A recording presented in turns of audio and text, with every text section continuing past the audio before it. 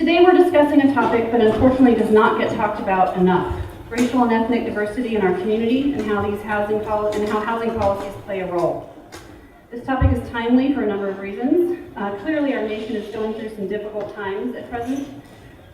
What we've witnessed in Charlottesville, in Ferguson, in a Philadelphia Starbucks, and in communities across the country has made us all more aware of the divisions in America today along racial lines. This spring, we've also been commemorating the 50th anniversary of the Fair Housing Act, signed in 1968, just 1 week after the assassination of Dr. Martin Luther King. And just this month, an important rule implementing part of the act was essentially repealed by HUD Secretary Ben Carson.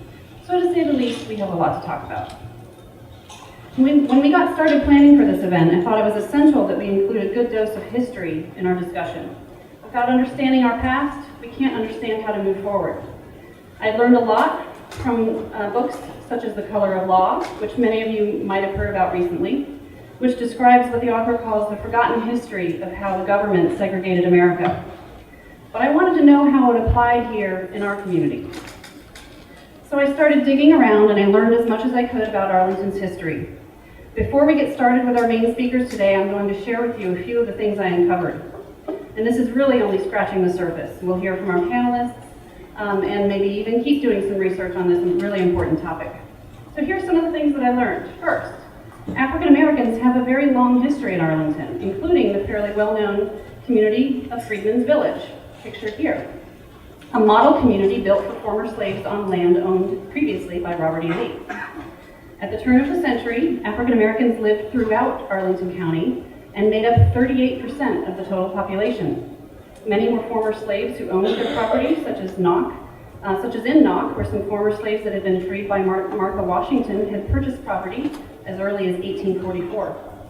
Many other settlements existed throughout the county. In fact, blacks lived in 12 of the 16 rural settlements in what is now Arlington, including areas like Ballston. But as Arlington grew in the first half of the 20th century, most of these original black settlements had been pushed aside in favor of white suburban development. Whites migrated to the DC area to work for the federal government, and Arlington was one of their destinations. White communities were being built at a rapid pace, both single-family homes and garden apartments, but they were not welcoming to African American residents. As they were being built, deed covenants were established in single-family neighborhoods across Arlington. Here are two examples. This one is from Dominion Hills. This home can never be sold, rented, occupied by anyone who is not a member of the Caucasian race. This is very typical in Arlington. This was found by one of our board members on her the home that she currently lives in. But for some that wasn't enough. In Bellevue Forest, they were even more explicit by excluding Negroes and anyone of Semitic origin, namely Armenians, Jews, Hebrews, Persians, and Syrians. I found this on Bellevue Forest's website. It's very honest and open of them to be sharing their history as they do, so thank you. As more neighborhoods were developed, many of the new white residents were not interested in living near the established black communities. In the 1930s, the residents of newly built Woodlawn Village built a wall out of bricks, concrete blocks, wood, and other materials to separate their community from Hollis Hill just to the north. Parts of this wall are still in place today. By mid-century, only 3 African American neighborhoods remained in Arlington: Knock or Green Valley, Arlington View or Johnson's Hill, and the Hollis Hill Highview Park community. We'll be hearing from some of the residents of these communities today. The civil rights movement was very active here in Arlington during the 1950s and 60s. It took almost a decade after the school desegregation for Arlington County and the U.S. Congress to pass a law outlining discrimination in housing. During those 10 years, there was a lot of activity.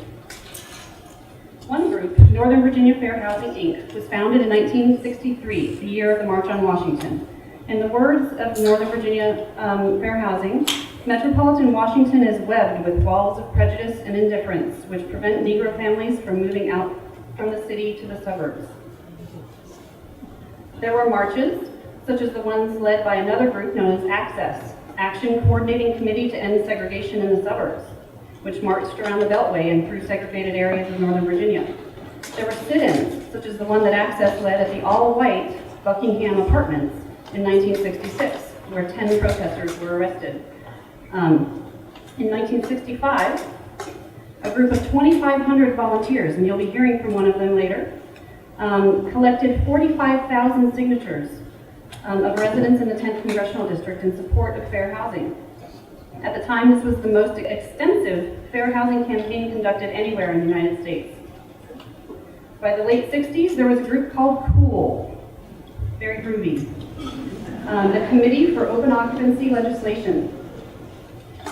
COOL advocated for local fair housing ordinances all throughout Northern Virginia. This is a hand-drawn map from one of their newsletters of what was going on in all the jurisdictions around Northern Virginia. And then, in 1968, Martin Luther King Jr. was assassinated on April 4th. In the week that followed his assassination, Congress finally acted, passing the Fair Housing Act of 1968. 2 months later, Arlington County became the first jurisdiction in Virginia, although Virginia was the last in the metro area, to pass a local open housing ordinance at a board meeting, a county board meeting that was briefly disrupted by a member of the American Nazi Party, which, by the way, had its headquarters here in Arlington. So that was the end of it, right? Both the national and local acts outlawed discrimination in housing, so it must have stopped, right? Not so fast. It's been 50 years and we're still a highly segregated community, both in schools and in housing. And our context has changed. In the decades after the Fair Housing Act, America and Arlington experienced a major influx of immigrants. These immigrants didn't have the same barriers that African Americans had, and so the patterns of where they chose to live are sometimes similar and sometimes different. And suburban areas like Arlington were a very important home for these immigrant communities, especially when our housing was more affordable, which at one point it was. Clarendon, literally both sides of where we are right now, was known as Little Saigon because of the concentration of Vietnamese who settled and started businesses here. And South Arlington, particularly around Columbia Pike, has become so diverse that it has been called the United Nations in a zip code. And this new context is where we're focusing today. Although explicit acts of discrimination are much less common, other factors have taken over. The legacy of past discrimination, ongoing discrimination, less explicit but nevertheless effective, and now our housing prices are continuing to limit opportunities for minorities to find or keep a home in many areas of Arlington.